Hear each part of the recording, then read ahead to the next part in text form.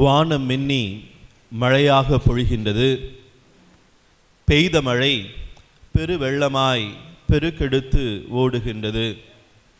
அந்த வெள்ளத்தினிடையே உருண்டு வரும் கற்கள் போல நாம் செய்தவை அனைத்தும் நம்மை தொடர்ந்து வருகின்றது. செயற்கரிய செய்தாரை எப்பொழுதும் வியந்து பாராட்டுவோம், செய்ய இயலாதவரை ஒருபோதும் விலக்கி ஒதுக்கிடும். இன்று ஞாயிற்றுக்கிழமை மறையுரையாயிருந்தா பரவாயில்ல. நம்முடைய பங்கு தந்தை அவர்கள் என்னை அழைத்த பொழுது என்கிட்ட சொன்னாங்க, புனித பிரான்சிஸ் அசிசியார் ஆண்டினுடைய தொடக்க நாள் மறையுரை அப்படின்னு சொல்லி சொன்னாங்க. அப்ப இருந்து இப்ப வரைக்கும் என் மனசுக்குள்ள இருக்கிற கேள்வி என்னன்னா, எவ்வளவு நேரம் மறையுரை அப்படின்னு சொல்லிட்டு, எவ்வளவு நேரம் மறையுரை, எப்படியாவது ஃபாதரை பிடிச்சி கேட்டுடலாம் அப்படின்னு சொல்லி பார்த்தேன். கேட்க வாய்ப்பே இல்லை. சரி, பக்கத்தில் உட்காந்துருப்பாரு கேட்கலாம் அப்படின்னு சொல்லி பார்த்தேன். அவரு அந்த பக்கம் போயிட்டார். இப்போ ஃபாதர்கிட்ட கேட்குறத விட நான் உங்ககிட்ட கேட்குறேன், எவ்வளவு நேரம் மறையுரை? பச்ச வரைக்கும் போதும் ஃபாதர் அப்படிங்கிறீங்களா? ஒரு பங்குல கேட்டேன், எவ்வளவு நேரம் மறையுரை வைக்கணும் ஃபாதர் அப்படின்னு சொல்லிட்டு பங்கு ஃபாதர் கிட்ட. அவர் சொன்னார், நீங்கள் எவ்வளவு நேரம்னாலும் மறையுரை வைங்க ஃபாதர், எங்கள் மக்கள் எந்த மறையுரையும் 3 நிமிஷத்துக்கு மேலே முழிச்சிருந்து கேட்க மாட்டாங்க, அவங்க தூங்கிடுவாங்க நீங்கள் ஆரம்பித்தோடனே, நீங்கள் எவ்வளோ நேரம்னாலும் வச்சுட்டு வாங்க அப்படின்னு. நான் சும்மா விளையாட்டுக்கு சொல்கிறாரு, சும்மா கேலிக்காக சொல்கிறாரு அப்படின்னு நினச்சேன். அதுவும் ஒரு திருவிழா மறையுரை தான். 30 நிமிடங்கள் கிட்ட வச்சுருப்பேன். அப்போ இப்படி உட்காந்துருக்கிற இடத்துல பக்கத்தில் ஒரு தாத்தா, அவர் மறையுரை முடிச்சுட்டு அங்கே போகிறேன், என்ன ஃபாதர் இப்போ தான் தொடங்கின மாதிரி இருக்குது, டபக்குன்னு முடிச்சிட்டிங்க அப்படின்னாரு. ஏன்னா தொடங்கினப்போ தூங்கினவர் முடிஞ்சோன்னே தான் முழிச்சுக்கிட்டாரு. நீங்கள் எப்படி எவ்வளோ நேரத்தில் தூங்குவீங்க? தூங்க மாட்டீங்க. என்ன தூங்க மாட்டீங்க? நல்லா கேட்பீங்க. Very good. அதற்கும் உங்களுக்கு பாராட்டுகள். நல்லா கை தட்டலாம். சரி, இப்போ நான் காட் இஸ் குட் அப்படின்னு சொல்லுவேன். நீங்கள் என்ன சொல்லுவீங்க? ஆல் த டைம் அப்படின்னு சொல்லணும். காட் இஸ் குட்னா என்ன அர்த்தம் தெரியுமா? காட் இஸ் குட்னா என்ன அர்த்தம்? கடவுள் சிரிப்பாரா? கடவுள் நல்லவர். ஆல் த டைம் அப்படின்னா எல்லா நேரத்திலும். ஒத்துக்கிறீங்களா? ஒத்துக்கிறீங்களா? God is good. அடியோ பரிதாபமே, ஆங்கிலத்தில் சொல்றதுனால கஷ்டமா இருக்கா? இல்லை, இந்த காலத்தில் எல்லா மக்களுக்கும் ஆங்கிலம் நல்லா தெரியும், நீங்க சொல்லலாம். சரியா? God is good. கொஞ்சம் சத்தமா, காட் இஸ் குட். ரொம்ப சந்தோஷமா இருக்குது. ஆனா நான் நினைக்கிறேன் நம்ம மக்கள் இன்னும் கூட கொஞ்சம் சத்தமா சொல்லலாம், God is good, God is good. எனக்கு ஒரு டவுட்டு, யாரு ரொம்ப சத்தமா சொல்றா? இந்த பக்கம் உட்காந்துருக்கவங்க சத்தமா சொல்றாங்களா, இல்ல இந்த பக்கம் உட்காந்துருக்கிறவங்க சத்தமா சொல்றாங்களா? நீங்க யாரும் சொல்ல வேணாம். நீங்க கம்மியா தான் இருக்கிறீங்க, இவங்க நிறைய இருக்கிறாங்க. கட்டாயம் இவங்க தான் ரொம்ப சத்தமா சொல்லுவாங்கன்னு நினைக்கிறேன். நீங்க மட்டும் சொல்லுங்க, காட் இஸ் குட். ஓகே, நீங்க யாரும் சொல்ல வேணாம், இங்கிட்டு கொஞ்சமா தான் இருக்கிறாங்க, இவங்க சொல்லுவாங்க காட் இஸ் குட். ஆள் கம்மியா இருந்தாலும் சத்தம் இந்த பக்கம் இருந்து தான் அதிகமா வர்ற மாதிரி இருக்கு எனக்கு. அப்படியா? எல்லாரும் சேர்ந்து God is good, God is good all the time. இறைவன் எல்லா நேரங்களிலும் நல்லவராக இருக்கிறார். நான் ஒரு விஷயம் மறைவுரைக்காக தயார் பண்ணல, ஆனா மனசுக்குள்ள இருக்குது, அதை சொல்லிடணும்னு நினைக்கிறேன். நம்முடைய முன்னாள் பங்கு தந்தையும் மறைமாவட்ட முதல் குருவுமாக இருந்த பேரருட்தந்தை, நான் சின்ன வயசுல இருக்கும்போது அவரு பிரான்சிஸ் அசிசியாரை பத்தி மறையுரை வச்சதை நான் கேட்டிருக்கேன். அது என் ஞாபகத்துல இருக்கு. அப்போ ஃபாதர் அசிசியார் ஆண்டு தொடக்கத்துக்கு மறையுரை அப்படின்னு சொன்ன சமயத்துல நான் நினைச்சேன் நான் இருப்பேன் அப்படின்னு நினைச்சேன். அப்புறம் அவர் அந்த போஸ்டர் அனுப்பும்போது பார்த்தா அதுல ஃபாதரோட பேர் போட்டுருந்துச்சு. பக்குன்னு அடிச்சிச்சு. என்னடா அது, நமக்கு அசிசியாரை பத்தி சொல்லி கொடுத்தவருக்கு முன்னாடி இப்ப நான் மறையுரை வைக்கணுமா அப்படின்னு சொல்லிட்டு. ஆனா நிச்சயமாக அவருடைய அருளும் ஆசிரும் என்னை தொடர்ந்து வரும். என்னுடைய முதல் திருப்பலியில எனக்கு பக்கத்திலேயே நின்றுருந்தாங்க. நிறைய சந்தர்ப்பங்கள்ல அவர் புனித பிரான்சிஸ் அசிசியாரை பத்தி பேசி நானே கேட்டிருக்கிறேன். ஆனா என் வாழ்க்கையில நான் நினைச்சதில்லை நான் அவருடைய சபையில போய் சேருவேன் அப்படின்னு சொல்லிட்டு. ஏறக்குறைய 22 ஆண்டுகள் அந்த சபையில் சேர்ந்து எனக்கு கடந்து விட்டது. நம்முடைய திருத்தந்தை அவர்கள் புனித பிரான்சிஸ் அசிசியார் ஆண்டு, யூபிலி ஆண்டு அப்படின்னு சொல்லி அறிவிச்சிருக்கிறாங்க. அதனுடைய தொடக்க விழாவை, நம்முடைய பங்கு அவருக்கு ஒப்பு கொடுக்கப்பட்டிருக்கிற காரணத்தினால இல்ல, அதனுடைய தொடக்க நாளை நாம் இன்று கொண்டாடுகிறோம். அப்ப நான் என்ன மறையுரை வைக்கலாம் அப்படின்னு சொல்லி யோசித்த சமயத்துல அவருடைய தொடக்க கால வாழ்க்கையை பத்தி பேசலாம் அப்படின்னு சொல்லி நான் கணித்து கொண்டேன். என்ன காரணம் அப்படின்னு சொல்லி கேட்டா, உங்களுடைய பங்கு தந்தைக்கு நிறைய ஐடியா இருக்கு மனசுக்குள்ள.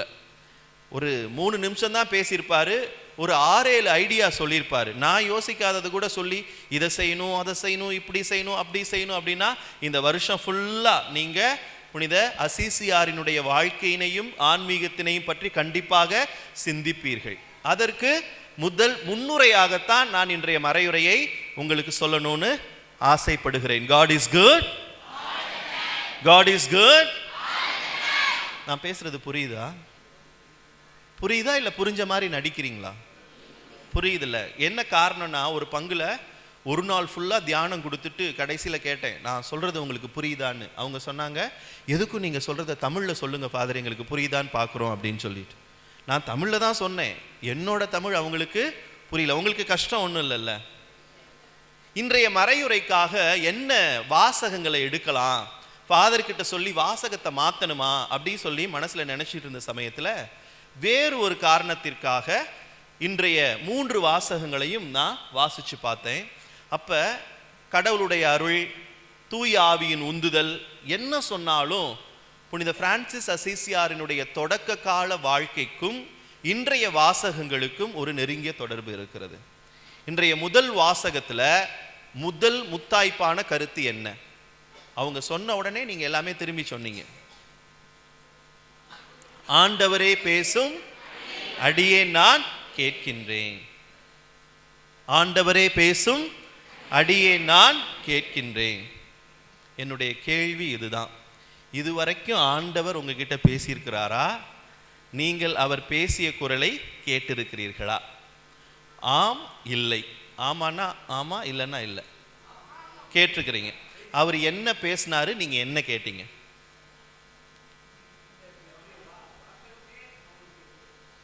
இன்றைய வாசகம் பேசும்போதே அவர் பேசின மாதிரி நீங்க நினைச்சீங்க. Very good. வேற யாராவது? நிறைய பேர் ஆமா சொன்னாங்க. சார் உங்களுக்கு எப்ப பேசினாரு?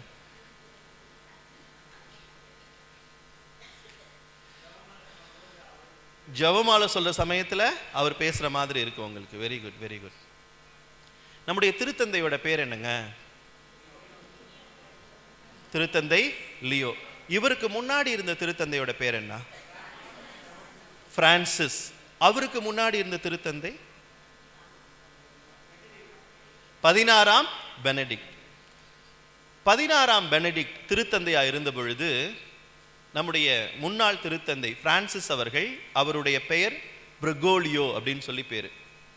பிரெகோலியோவும் அப்பொழுது திருத்தந்தையாக இருந்த பெனடிக்டும் 2 நாட்கள் தனிமையில சந்திச்சு பல்வேறு கருத்துக்களை பற்றி பேசுறாங்க. அப்படி பேசிக்கிட்டு இருக்கிற சமயத்துல, அப்படி அவங்க 2 பேரும் பேசிக்கிட்டு இருக்கிற சமயத்துல பல கருத்துக்கள், சரிங்களா, அது எல்லாத்தையுமே இப்ப என்னால சொல்ல முடியாது. ஒரு குறிப்பிட்ட தருணத்துல 16ஆம் பெனடிக்ட் அவர்கள், அப்பொழுது கர்தினாலாக இருந்து பின்னால் திருத்தந்தையாக மாறிய பிரான்சிஸ் அவரிடம் ஒரு முக்கியமான ஒரு விஷயத்தினை சொல்கிறார். என்ன தெரியுமா? பிரெகோலியோ, சமீப காலங்களில் நான் மிகவும் கடினமாக உணர்கிறேன்.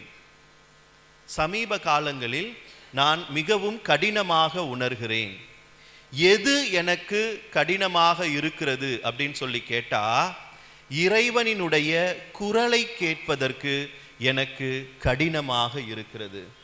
என்னால் இறைவனுடைய குரலை கேட்க முடியவில்லை அப்படின்னு சொல்லி சொல்றாரு. அப்பொழுது கர்தினால் பிரெகோலியோ மிகவும் ஆச்சரியப்பட்டவராக 16ஆம் பெனடிக்ட கேட்கிறாரு, நீங்கள் திருத்தந்தையா இருக்கிறீங்க, திருத்தந்தைக்கு கூட கடவுளோட குரல் கேட்க மாட்டேங்குதா அப்படின்னு சொல்லும்போது அதற்கு 16ஆம் பெனடிக்ட் பதில் சொல்கிறார், திருத்தந்தைக்கு தாம்பா இருக்கிறதுலையே கடவுளுடைய குரலை கேட்கறது ரொம்ப கடினமாக இருக்கிறது அப்படின்னு சொல்லிட்டு. இந்த உரையாடலுக்கும் பிரெகோலியோ அவர்கள் திருத்தந்தையாக மாறியவுடன் தன்னுடைய பெயரையே பிரான்சிஸாக எடுத்துக்கொண்டதற்கும் ஒரு மிக நெருங்கிய தொடர்பு இருக்கிறது. கடவுளுடைய குரலை கேட்க வேண்டும் என்பது மிகவும் முக்கியமானதாக இருக்கிறது. இறைவனுடைய பிள்ளைகளாக இருக்கிற நாம், இறைவனுடைய மக்களாக இருக்கிற நாம், கடவுள் எங்கே எப்போது நம்மிடம் பேசுகிறார் என்பதை அகண்ட காதுகளாலும் அகண்ட கண்களாலும் பார்க்காமல் ஒழிய அவருடைய குரல் நமக்கு எட்டுவது இல்லை. கிறிஸ்துவில் பிரியமானவர்களே, மிகவும் அதிகமான நேரங்களிலே விவிலியம் வாசிப்பது, திருப்பலியில் பங்கெடுப்பது, திருவழிபாட்டிலே நாம் கலந்து கொள்வது, இவை அனைத்தும் நாம் கடவுளோடு கொள்கின்ற உறவாக கருதுகின்றோம். உண்மைதான். ஆனால் ஆம், அப்படி கடவுளோடு ஏற்படுத்தி கொள்ளுகின்ற அந்த உரையாடல், உறவாடல் முழுமை பெற வேண்டும் என்று சொன்னால், நான் கடவுளை முழுமையாக காண வேண்டும் என்று சொன்னால், நான் ஒரு 420 இருக்கக்கூடாது. என்னைக்காவது நீங்க உங்க பக்கத்தில் இருக்கிறவங்களை பார்த்து 420 திட்டி இருக்கீங்களா? கேள்விப்பட்டிருக்கீங்களா 420 அப்படின்னு சொல்லிட்டு? கேள்விப்பட்டிருக்கீங்களா? கேள்விப்பட்டது இல்லையா? God is good. ஒரு சில பேர் தூங்கி 5 நிமிஷம் ஆச்சுன்னு நினைக்கிறேன். God is good. 420 என்னன்னு தெரியுங்களா? கடவுளுடைய குரலை கேட்கறதுக்கும் 420க்கும் என்ன ஃபாதர் சம்பந்தம் அப்படின்னு கேட்குறீங்களா? 1 யோவான் 4:20 எடுத்து வாசிங்க. 1 யோவான் 4:20.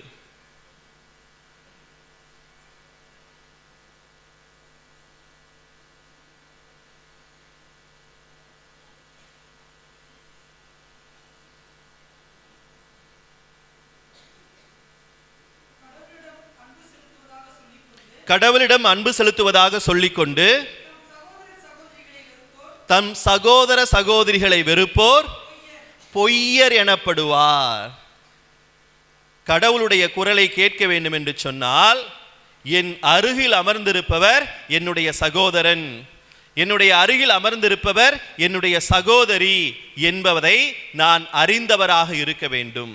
நான் கண்ணால் கண்டாலும் கண்ணால் காணாவிட்டாலும் எந்த ஒரு தருணத்திலும் இந்த உலகில் என்னோடு என்னை போல படைக்கப்பட்ட எல்லா மனிதர்களும் என்னுடைய சகோதர சகோதரிகளாக இருக்கிறார்கள் அப்படிங்கிறத நான் எப்பொழுது முழுமையாக அறிந்து கொள்கிறேனோ அப்பொழுதுதான் நம்முடைய இறை வழிபாட்டிற்கும் இறை கொண்டாட்டத்திற்கும் முழு அர்த்தம் கிடைக்கிறது. அந்த சமயத்தில் தான் என்னால் கடவுளுடைய குரலை கேட்க முடிகின்றது.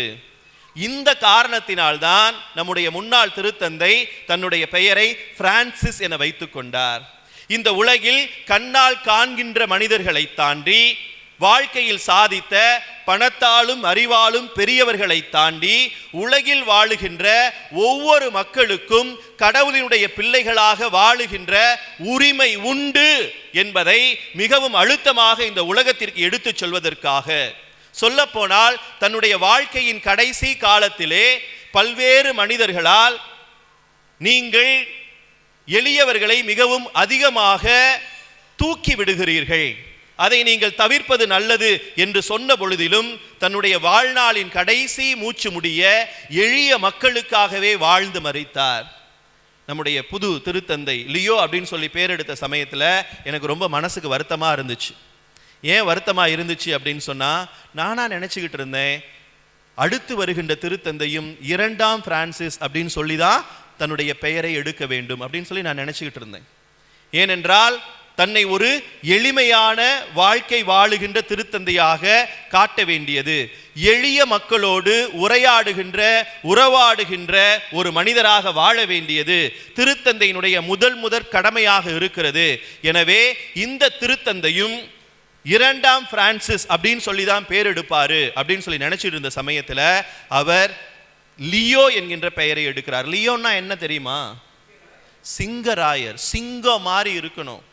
இதற்கு முன்னால திருச்சபையில யாரெல்லாம் லியோ அப்படிங்கிற பேரை எடுத்திருந்தாங்கன்னு அவங்களுடைய வாழ்க்கையை போய் பார்த்தோம் அப்படின்னு சொன்னா, திருச்சபை எப்பொழுது கட்டுக்கோப்பிற்குள் கொண்டு வரப்பட வேண்டுமோ அந்த சமயங்களில் திருச்சபையினுடைய திருத்தந்தையாக தேர்ந்தெடுக்கப்பட்டவர்கள் சிங்கராயர் என்று பொருள்படுகின்ற லியோ என்கின்ற பெயரை தேர்ந்தெடுக்கிறார்கள். அவர் எடுத்ததுலேருந்து எனக்கு மனசு ரொம்ப கஷ்டமா இருந்தது. ஆனால் சமீபத்தில் அந்த கட்டை அவரே அவிழ்த்து விட்டார். என்னுடைய மகிழ்ச்சி எல்லை இல்லாமல் போனது. எப்போ அப்படின்னு சொன்னா, இந்த ஆண்டை புனித பிரான்சிஸின் ஆண்டாக உலகில் உள்ள அனைவரும் கொண்டாட வேண்டும் அப்படின்னு சொல்லி ஆசைப்பட்டார். கிறிஸ்துவில் பிரியமானவர்களே, புனித பிரான்சிஸ் இறைவனுடைய குரலை 3 விதங்களிலே 3 தருணங்களிலே கேட்கிறார். இது மட்டும் நீங்க மனசுல வச்சிருந்தீங்கன்னா எனக்கு போதும். ஒரு இளைஞனாக வாழ்ந்த பொழுது பெரிய பணக்கார வீட்டு பிள்ளையாக பகட்டாக வாழ்ந்து கொண்டிருக்கிறார். இந்த உலகில் உள்ள அந்த ஊரில் உள்ள எல்லா மனிதருடைய பார்வையும் என்மேல்தான் பட வேண்டும் என்கின்ற ஆசையிலே அவர் வாழ்ந்து கொண்டிருக்கிறார். அந்த சமயத்தில் அவருடைய தந்தையும் தன்னுடைய மூத்த மகனான இந்த பிரான்சிஸ்கோவினை தன்னால் இயன்ற அளவு தன்னுடைய பொருளாதாரத்தை பயன்படுத்தி தன்னுடைய பதவியினை பயன்படுத்தி ஒரு மாபெரும் மனிதனாக இந்த உலகத்திற்கு காட்டிக்கொள்ள வேண்டும் என்று ஆசைப்படுகிறார். அந்த காலத்தில் யார் அதிகமாக மதிக்கப்பட்டார்கள் அப்படின்னு சொல்லி கேட்டா, போருக்கு சென்று சண்டையிடுகின்ற போர் வீரர்களுக்கு மிகப்பெரிய மதிப்பு இருந்தது. இந்த காலத்தில் யாருக்கு பெரிய மதிப்பு இருக்குதுன்னு கேட்டால், நம்ம ஊரில் சின்ன பசங்கள்லாம் கேட்டால், தம்பி என்ன ஆகணும்னு நினைக்கிற, உடனே என்ன சொல்லுவாங்க? பெருசா என்ன ஆகணும்னு நினைக்கிறேன்னா உடனே என்ன சொல்லுவாங்க? மக்களே இங்கே தான் இருக்கிறீங்களா, வேற எங்கேயும் போயிட்டீங்களா? பெருசா என்ன ஆக போறீங்க?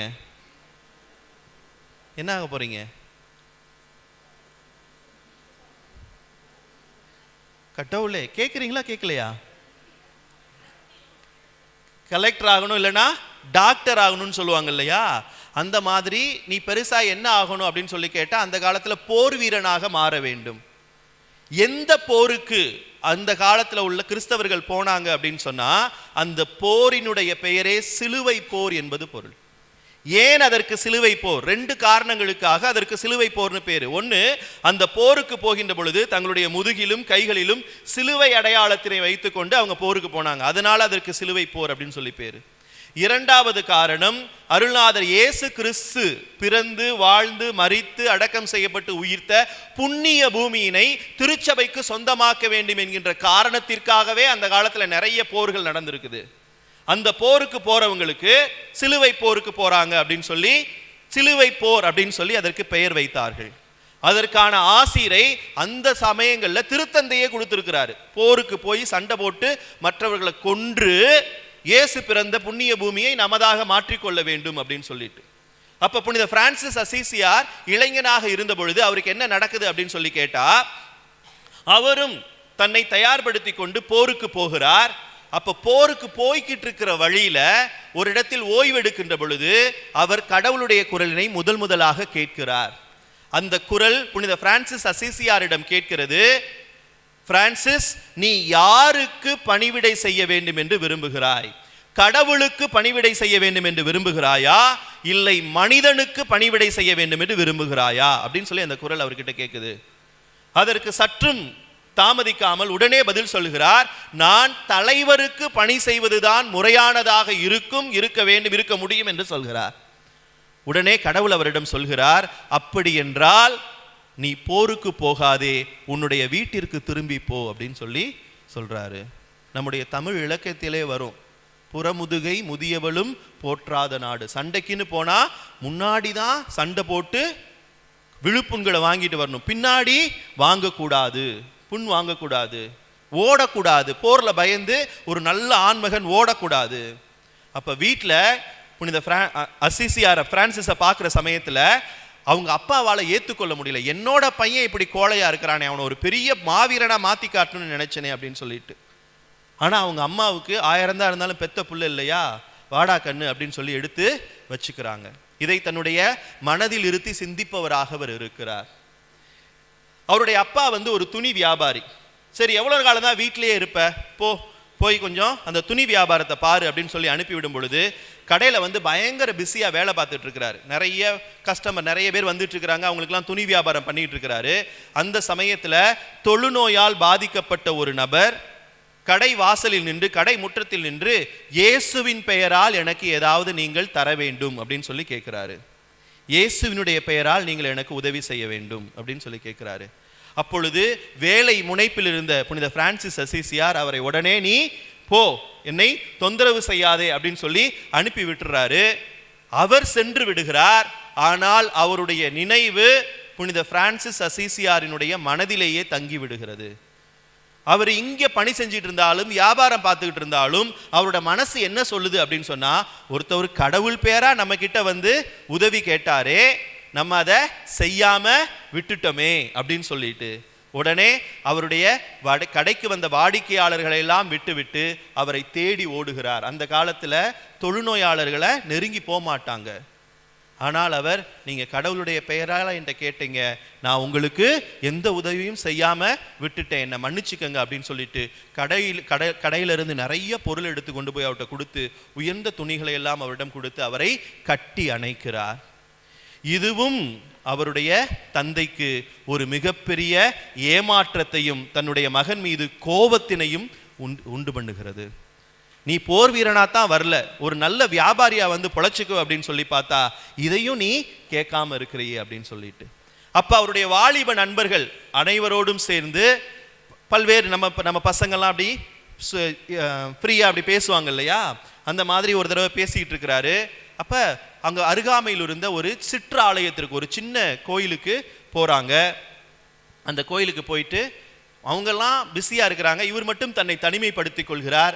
அந்த கோயிலில் உட்கார்ந்து இருக்கிறாரு. அந்த கோயில் பேரு புனித தமியானோ ஆலயம் அப்படின்னு சொல்லி பேரு. அந்த தமியானோ ஆலயத்துல அவர் உட்கார்ந்து இருக்கும் பொழுது அந்த ஆலயத்தில் இருந்த ஒரு சிலுவை, அது ஒரு சிறப்பான சிலுவை, பிரான்சிஸ்கன் சிலுவைனே சொல்லுவாங்க. அந்த சிலுவை புனித பிரான்சிஸ் அசிசியாரிடம் பேசுகிறது. புனித பிரான்சிஸ், என்னுடைய ஆலயத்தை நீ பார்க்கிறா இல்லையா, இது பயங்கரமா உடைஞ்சிருக்கு இல்லையா, தயவு செய்து என்னுடைய ஆலயத்தினை நீ பழுதுபார் அப்படின்னு சொல்லி அந்த குரல் அவருக்கு கேட்கிறது. உடனே அவரு, ஆஹா, நம்மளை இந்த கோயிலை ரிப்பேர் பண்ண சொல்லி இயேசுநாதரே கேட்டுட்டாரு அப்படின்னு சொல்லிட்டு அவர்கிட்ட பணம் பொருள்லாம் இல்லாத காரணத்தினால அசிசி நகர வீதிகளில் அவர் போய் பிச்சை எடுக்கிறார். உங்களால் முடிஞ்சா செங்கல் தாங்க, உங்களால் முடிஞ்சா சாந்து கொடுங்க, அதை வைத்து நான் அந்த ஆலயத்தை புதுப்பிக்கிறேன் அப்படின்னு சொல்லிட்டு தொடர்ந்து அந்த ஆலயத்தினை புதுப்பிக்கும் பணியில் ஈடுபடுகிறார். ஏறக்குறைய அது முடிகின்ற தருவாயில் புனித பிரான்சிஸ் உணர்ந்து கொள்கிறார், இறைவன் சொன்னது கல்லால் ஆன இந்த ஆலயத்தினை மட்டும் அல்ல, இந்த உலகத்தில் இறைமகன் இயேசு நிறுவிய திருச்சபை முழுவதனையும் புதுப்பிக்கின்ற பணியினை அவர் எனக்கு கொடுத்திருக்கிறார். இந்த 3 குரல்களையும் வைத்துக்கொண்டு, 3 முறை கேட்ட இந்த இயேசுவினுடைய குரலை வைத்துக்கொண்டு ஒரு துறவற சபையினை அவர் நிறுவுகிறார். அந்த சபையினுடைய ஆன்மீகமாக என்ன இருக்க வேண்டும் என்று சொல்லி ஆசைப்பட்டார் அப்படின்னு சொன்னா, அவர் தன்னுடைய வாழ்வாக எதை மாற்றினார் என்று சொன்னால், இந்த உலகத்தில் உள்ள அனைவரும் சகோதர சகோதரிகளாக இருக்கிறார்கள். இங்கே உயர்ந்தவர் என்றும் இல்லை, தாழ்ந்தவர் என்றும் இல்லை, அடிமை என்று யாரும் இல்லை, உரிமை குடிமக்கள் என்று யாரும் இல்லை, அனைவரும் கடவுளினுடைய குழந்தைகளாக இருக்கிறார்கள். தன்னிடம் சுத்தி இருக்கின்ற எளிய மக்களிடம் அவர் எவ்வளவுக்கு எவ்வளவு பேசினாரோ அவ்வளவுக்கு அவ்வளவு அவர் கடவுளினுடைய குரலை கேட்பவராகவும் கடவுளை மதிப்பவராகவும் கடவுள் சொற்படி நடப்பவராகவும் மாறுகிறார். அதுதான் புனித பிரான்சிஸ் அசிசியாருடைய இறுதி காலத்துல ஒரு மிகப்பெரிய விச்சத்திற்கு கொண்டு போய் விடுது. எங்க கொண்டு போய் விடுது அப்படின்னு சொல்லி கேட்டா, புனித பிரான்சிஸ் அசிசியாருக்கு இருக்கிற இன்னொரு பேர் என்ன தெரியுங்களா? 5 காய வரம் பெற்றாங்க. புனித பிரான்சிஸ் அசிசியாருக்கு இன்னொரு பேர் இருக்கு, அவரை மறு கிறிஸ்து என்றே உலகம் அழைக்கிறது. இயேசுவை போல நெருங்கி வாழ்ந்த இன்னொரு மனிதர் யார் என்று சொன்னால் புனித பிரான்சிஸ் அசிசியார். அவர் மறு கிறிஸ்துவாக அழைக்கப்படுகிறார். எனவே அவருடைய 800வது ஆண்டினை நாம் கொண்டாட துவங்கி இருக்கின்ற இந்த வேளையிலே கிறிஸ்துவில் பிரியமானவர்களே, நிச்சயமாக ஆலயத்திற்கு வாருங்கள். ஆலயத்தில் நல்ல திருவழிபாட்டு கொண்டாட்டங்களில் பகிர்ந்து கொள்ளுங்கள், பங்கெடுத்து கொள்ளுங்கள். உங்கள் வீடுகளிலும் ஜெபங்களை ஏறிடுங்கள். இவை அனைத்தையும் தாண்டி என்னுடைய ஜெபத்தினுடைய முழுமையை நான் அடைய வேண்டும் என்று சொன்னால், இறைவனுடைய குரலை நான் கேட்க வேண்டும் என்று சொன்னால், இந்த உலகிற்கு உப்பாக ஒளியாக நான் வாழ வேண்டும் என்று சொன்னால், எளிய மக்களை இனம் கண்டு அவரிலே இருக்கின்ற என்னுடைய சகோதரனையும் சகோதரியையும், எளிய மக்களிலே இருக்கின்ற அருள்நாதர் இயேசு கிறிஸ்துவை நாம் காண வேண்டும். அப்படி கண்டோம் என்று சொன்னால் நாமும் புனித பிரான்சிஸ் அசிசியாரின் விழுமியத்திலே இயேசுவை காண்கின்ற, இயேசுவை வாழ்கின்ற மறு கிறிஸ்துக்களாக வாழ முடியும். இந்த நல்ல எண்ணத்தினை நம்முடைய மனதிலே பதித்து அதை நம்முடைய வாழ்வாக்க வரமேண்டி இந்த திருப்பலியிலே தொடர்ந்து ஜெபிப்போம். எழுந்து நின்று நம்முடைய நம்பிக்கையை அறிக்கையிடுவோம். ஆமேன்.